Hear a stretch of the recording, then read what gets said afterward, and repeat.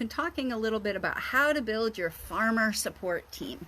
And that isn't your farm support team. Like, your farm support team are the people who help keep the farm business running. You know, the veterinarians, the mechanics, the policymakers that you work with to try to deal with stuff. Though that's your farm support team.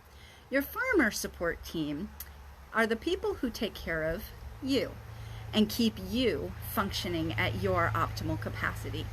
So we're going to talk a little bit about some of the 4 main categories of farmer support that I believe every farmer should have. So we start, and I call it fill your pod. You start with the people around you that can be a support. Now, for those of us in agriculture, sometimes it can feel really challenging to get a good farmer group around us. Maybe we live in more urban environments, like the plane going over, and so we might have difficulty getting together with other farmers on a regular basis. And that's actually one of the huge benefits of something like a remote group, where you can participate when you have the time, when you have the space, and yet still develop a sense of community.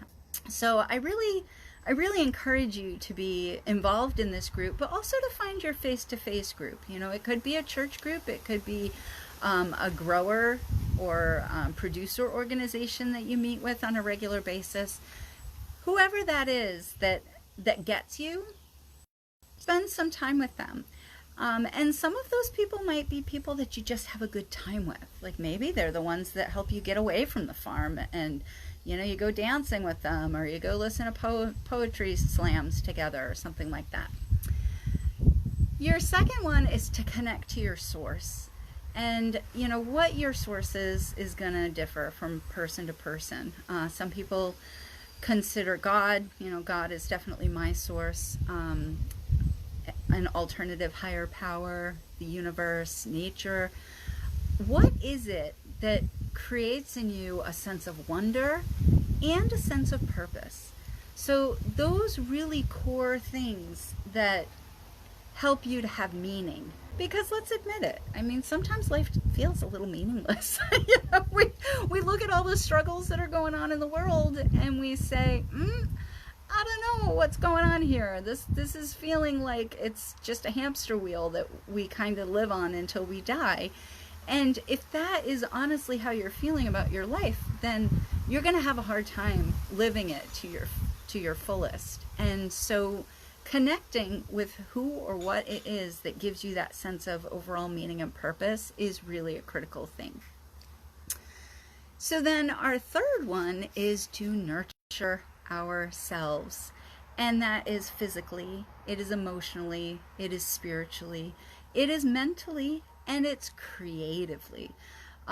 So how do you take care of yourself? Are you eating healthy foods? Are you hydrating? Are you stretching so that you're not just building muscle, but you're also, you know, loosening up all the tension, learning strategies to help you manage your emotions, and learning strategies to communicate better with people so that you can both understand what other people are bringing to the table, but also so you can help other people understand you. Because we all want to be both seen and heard, and we do that by sometimes learning how to use the skills that we need to communicate to others. And then finally we want to use the professionals. You know, sometimes you need a doctor. Sometimes you need a therapist. Sometimes you need a relationship coach. Sometimes you need an ag life advisor like me. Whatever people that you need that have special skills are the sorts of people that you really want to invest in. You want to find that team. And, you know, in agriculture, we tend to feel like if we need external support, that is a sign that we're doing something wrong, or that we're just not good enough at what we're doing. And let me be really clear about this. Everybody needs support. You know, if you saw one of my earlier reels this week, we looked at trellising apples on an espalier system. You know, it's not a fault of the apple tree that they need to be supported in that place with wires and clips. That's kind of the nature of espalier. And we are the same way. You know, we're constantly growing and changing, and sometimes we need that extra scaffolding to provide us with support and strength and the ability to really become who we were meant to be. So I'm really curious as to what some of your biggest struggles are in these areas. I'd love you to share them down below. If you're finding this interesting, I do have a free little guide that I can send you that has these main categories, but also has a checklist at the bottom, or at the end, at the bottom, a checklist at the end that you can use to just kind of go through and start helping to build this support system, because some of us don't have it.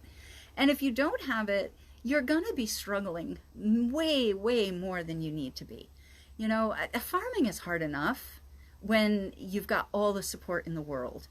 Don't we want to give ourselves all the tools that we can possibly have to build the strongest, most resilient lives that we can, and to have the most productive, successful, and satisfying farms that we can? Of course we do. So just put a little note below and put like guide, and I will send you the guide so that you can learn some practical strategies to help you to fill your pod with people who take care of you, to help you access that higher power, your source, that help you to nurture your physical, emotional, spiritual, mental, and creative sides, and finally, that give you some extra professional support recommendations if you need them. If you have any questions, I'm always here for a call. It's your time to grow.